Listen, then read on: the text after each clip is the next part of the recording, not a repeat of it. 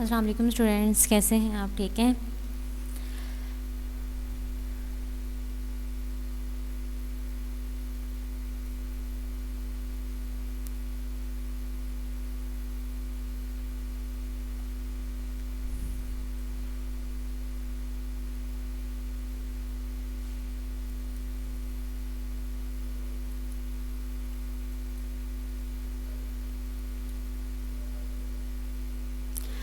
ہاں جی اسٹوڈنٹ، آج کا ہمارا ٹاپک ہے جہاد. ٹھیک ہے، اسے ہم سٹارٹ کرتے ہیں. بسم اللہ الرحمن الرحیم. قرآن پاک میں ہے اس کا، قرآن پاک کی سورہ حج کی آیت نمبر 78 کا ترجمہ دیکھیں. اور اللہ کی راہ میں کوشش کرو. کوشش کرنے کا حق ہے، یعنی جیسے کوشش کرنے کا حق ہے. اب آگے دیکھیں جہاد کا مفہوم ہے. جہاد اور مجاہدہ دونوں لفظ جہد سے ماخوذ ہیں. جہد کے لغوی معنی ہے کوشش کرنا.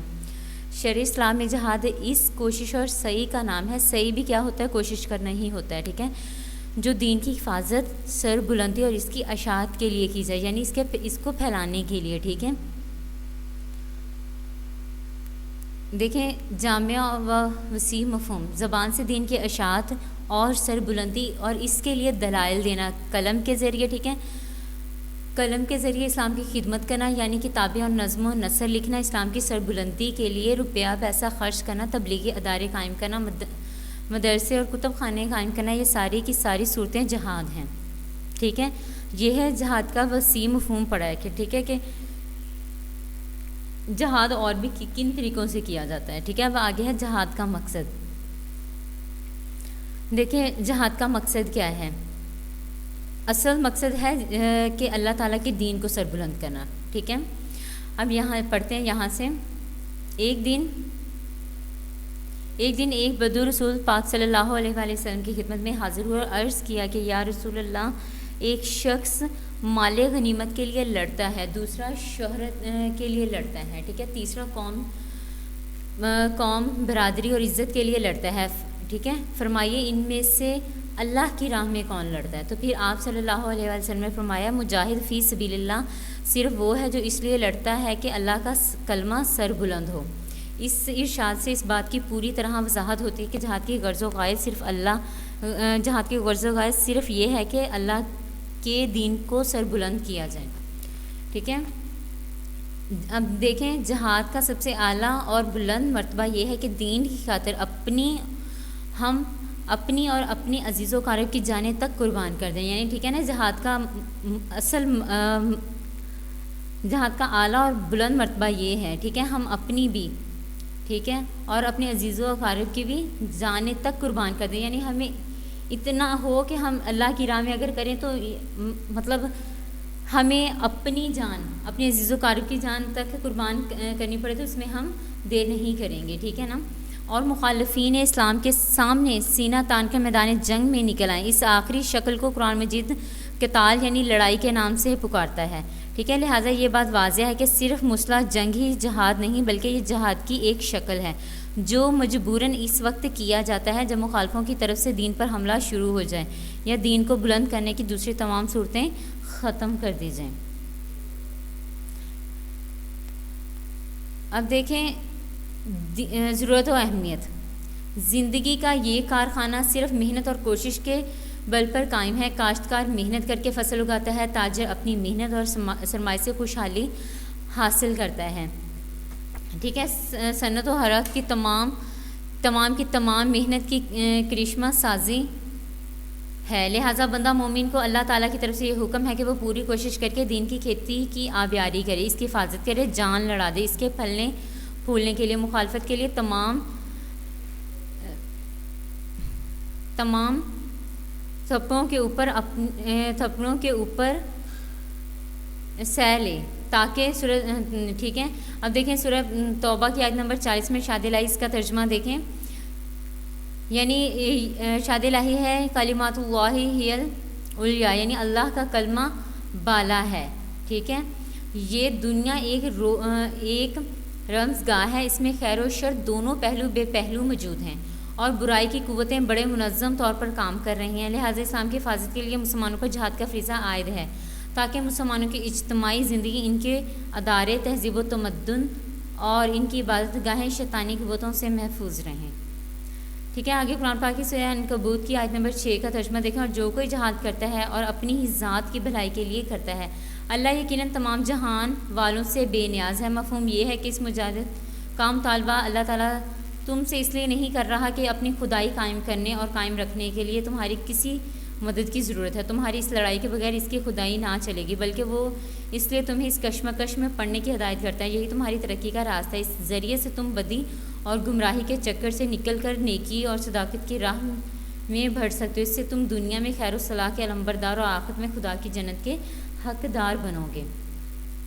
اب آگے ہے جہاد کی فضیلت. ٹھیک ہے. یہ قرآن پاک کی آیات سے ہیں. اچھا اسٹوڈنٹس، میں آپ کو جس طرح میں آپ کو فزیکل کلاس میں ان کے کویشچن بنا کے دیتی تھی، ویسے میں نے نشان لگائے ہوئے ہیں. اس کی میں نا پک آپ کو گروپ میں انشاءاللہ سینڈ کر دوں گی. ٹھیک ہے. وہاں سے آپ اپنی بک سے کر لیجیے گا. قرآن آیت دیکھیں. جہاد کی فضیلت میں قرآن مجید کی بے شمار آیات ہیں. چند یہ ہیں. ٹھیک ہے. اب سب سے نمبر 1 پہ دیکھیں. یہ سورہ صف کی آیت نمبر 4 کا ترجمہ. بے شک اللہ تعالیٰ ان لوگوں سے محبت رکھتے ہیں جو اس کے راستے میں صف باندھ کر جنگ کرتے ہیں، گویا کہ وہ مضبوط دیوار ہیں.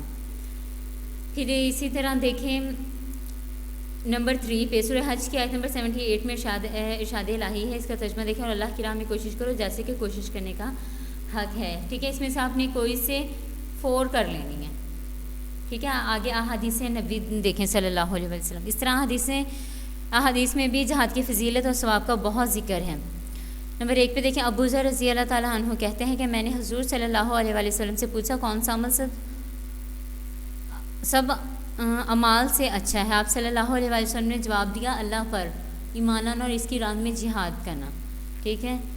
دیکھیں اب نمبر 6 پہ دیکھیں. فرمایا 2 دعائیں کم ہی رد ہوتی ہیں. ایک اذان کے وقت کی دعا، ٹھیک ہے، اور دوسری میدان جنگ کی دعا جب صفیں ایک دوسرے سے مل جاتی ہیں. اس میں سے بھی آپ نے احادیث کوئی سے 4 کر لینی ہے. اب آگے ہے جہاد اور قتال میں فرق. ٹھیک ہے. یعنی جہاد اور قتال میں کیا فرق ہے. یورپ کے اکثر لکھنے والوں نے جہاد اور جنگ کو ایک ہی معنی میں استعمال کیا ہے اور اسلام کے تصور جہاد کو بدنام کرنے کی کوشش کی ہے. ٹھیک ہے. حالانکہ جہاد میں اور جنگ میں زمین آسمان کا فرق ہے. ٹھیک ہے. ان کے بقول اسلام ایک جنگی جنون رکھنے والا مذہب ہے. ٹھیک ہے. جو غیر مسلموں کے خلاف جنگ کو اور ہر مسلمان پر فرض قرار دیتا ہے. اسی طرح امن و امان کو برباد کرنے پر ہر وقت تلا رہتا ہے. یہ پروپیگنڈا دراصل تعصب اور اسلام کے خلاف نفرت کا نتیجہ ہے، ورنہ حقیقت یہ ہے کہ عربی زبان میں جہاد و قتال کا ہم معنی ہرگز نہیں. جنگ کا سبب ہمیشہ بغض و عناد، نفرت، دشمنی اور ہوس مال و زر ہوتا ہے، جبکہ جہاد ہر اس کوشش کا نام ہے جس کا مقصد صرف اللہ کی رضا حاصل کرنا ہو. ٹھیک ہے. اس معنی کو پیش نظر رکھتے ہوئے اگر کوئی طالب علم اللہ کی رضا کے لیے علم حاصل کرنے میں مصروف ہے تو وہ بھی مجاہد ہے. قرآن مجید کی سورہ نساء کی آیت نمبر 95 میں جہاد کے مقابلے میں قعود کا لفظ استعمال ہوا ہے. ٹھیک ہے. اس کا ترجمہ دیکھیں. مسلمانوں میں سے وہ لوگ جو کسی معذوری کے بغیر گھر بیٹھے رہتے ہیں اور جو اللہ کی راہ میں جان و مال سے جہاد کرتے ہیں، دونوں کی حیثیت یکساں نہیں. اب آگے دیکھیں جہاد کی اقسام. جہاد کے معنی کوشش، محنت، جدوجہد کے ہوئے تو ہر نیک کام اس میں داخل ہو سکتا ہے. اس کی بڑی بڑی اقسام درج ذیل ہیں. پہلے جہاد اکبر. ٹھیک ہے. دیکھیں سب سے اعلیٰ قسم کا جہاد خود اپنے نفس کے خلاف جہاد ہے. ٹھیک ہے. اس کا نام جہاد بالنفس یا جہاد اکبر ہے. ٹھیک ہے. آگے اس کی ڈیٹیل پڑھ لیجئے گا. اب اس کا یہ دیکھیں حضور پاک صلی اللہ علیہ وسلم نے فرمایا بہترین جہاد یہ ہے کہ انسان اپنے نفس سے جہاد کرے. ٹھیک ہے. مجاہد وہ ہے جو اپنے نفس کے ساتھ جہاد کرے. پھر جہاد بالعلم ہے، یعنی جہاد کی ایک اور قسم جہاد بالعلم ہے. دنیا کا تمام شرف ساتھ جہالت کا نتیجہ. جس آدمی کے پاس علم و دانش کی روشنی ہے اس کا فرض ہے کہ وہ اس سے دوسرے طریق دلوں کو فائدہ پہنچائے. تلوار کی طاقت سے دل میں وہ اطمینان پیدا نہیں ہو سکتا جو علم اور دلیل کی قوت سے پیدا ہو سکتا ہے.